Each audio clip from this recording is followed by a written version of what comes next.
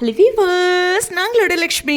நீங்கள் பார்த்துருக்கிறது 0% உன்னையுமே பிஎஸ்சில் இப்படி ஒரு ட்ராக் கண்டிப்பாக எதிர்பார்த்துருக்க மாட்டோம். இருந்தாலும் இந்த சோகத்தில் மூழ்கும் பிஎஸ் குடும்பம் அப்படின்னோடனே நான் கூட பாட்டி ஏதாச்சும் பண்ணிட்டாங்களோ அப்படிங்கிற மாதிரி ஷாக் ஆகிட்டேன் உன்னையுமே ஹானஸ்ட்டாக. பட் இருந்தாலும் இந்த இடத்துல வந்து பழனி இந்த வீட்டிலேருந்து அந்த வீட்டுக்கு ஒரு யதார்த்தமாக சொல்லணும் அப்படின்னா, பழனிக்கு அங்கே சொத்தில் பங்கு கொடுக்குறாங்க. இதெல்லாம் ஒரு பொண்ணு வீட்டில் போய் சொல்ல முடியாது.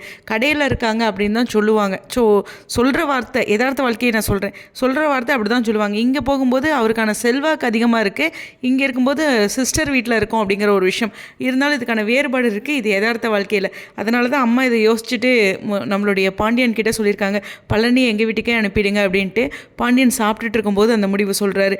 எல்லாருமே இருக்கிற அந்த தருணத்தில் பழனி சாப்பிட்டுட்டு இருக்கும்போது சொல்லாட்டினப்பா சாப்பிட்டு முடிச்சாச்சு சொல்ல வேண்டியதானே அப்படின்னு சொல்லும்போது அதாங்க அந்த சீனுக்கு எமோஷனலாக இருக்கும். அந்த சாப்பிட இந்த தட்டில் ஒரு வாய் எடுத்து வைக்கும்போது இந்த விஷயத்த சொல்கிறது அப்படின்ட்டு. அந்த பையன் ஒரு வாய் சாப்பாடை கூட இல்லாமல் அனுப்பிச்சி விட்டுட்டாங்களே அப்படின்னு சொல்லுவாங்க இல்லையா, அது மாதிரி. ஆனால் எவ்வளோ ஒரு கடினமான முடிவு. உண்மையுமே சொல்லணுன்னா, இவர் அங்கே அனுப்பிச்சிட்டாங்களே, இப்போ கடையில் போய் பாண்டியன் வந்து பழனி அதை எடுத்து கொடுப்பா அப்படின்னு சொல்லிட்டு அவர் இல்லை அப்படிங்கிற மாதிரிலாம் சீன்ஸ் வரும். இதெல்லாம் நம்ம 10-15 வருஷமாக பார்த்துட்ருக்கிறது தானே சீரியல் அப்படிங்கிறது தான்.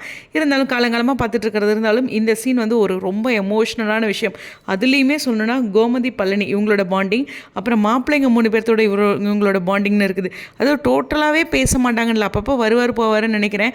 பட் இருந்தாலும் சில அதுக்குமே ஒரு சேலஞ்சாக இருக்கும். ஏன்னா டோட்டலாக அந்த வீடு வேண்டான்ட்டு அவங்க அம்மாவை பேச வேண்டாம்னு சொன்னாங்களே, அந்த மாதிரி சில ட்ராக்லாம் வரும். பட் ஆனால் அப்பப்போ பேசுவாங்க. ஓகேவா, எல்லாமே இருக்குது. சீக்கிரம் ஹாப்பி நியூஸ்ன்னா சீக்கிரம் பழனிக்கு கல்யாணம் நடந்துடும். இப்போது வந்து அடுத்த ட்ராக்கில் வந்து கொண்டுட்டு வந்துடுவாங்க.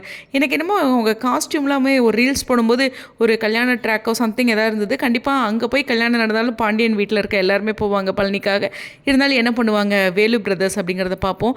இருந்தாலும் வாயை வச்சுட்டு கம்முனே இருக்கிறதில்ல, அந்த சாப்பிட்றதுக்கெலாம் ஒரு செய்கையெல்லாம் செய்வாங்க பாருங்க வேலு பிரதர்ஸ். அது ரொம்ப முக்கியமான விஷயம். சரி, எனிவேஸ் இந்த இடத்துல வந்து ஒரு சோகமான ஒரு ப்ரமோ தான். நிச்சயமாக பாசம் அப்படிங்கிறது இருக்குங்க, காசு பணத்தை மீறி. ரொம்ப எமோஷ்னலான ப்ரமோ. உங்களுடைய கருத்துக்கள்?